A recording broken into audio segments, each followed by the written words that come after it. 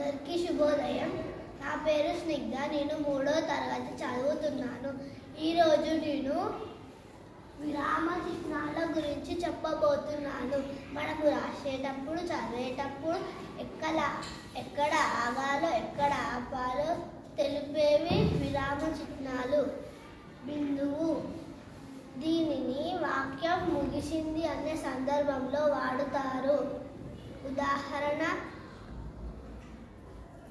సరిత అన్నం తింటుంది. వాక్యాంశ బిందువు. దీనిని వాక్యం ఇంకా పూర్తి కాలే అనే సందర్భంలో వాడుతారు. ఉదాహరణ: గోపి స్వరూప బడికి వెళ్ళారు. ప్రశ్నార్థకం.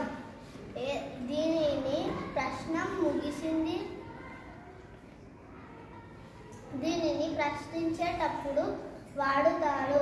ఉదాహరణ: నీ పేరు ఏమిటి?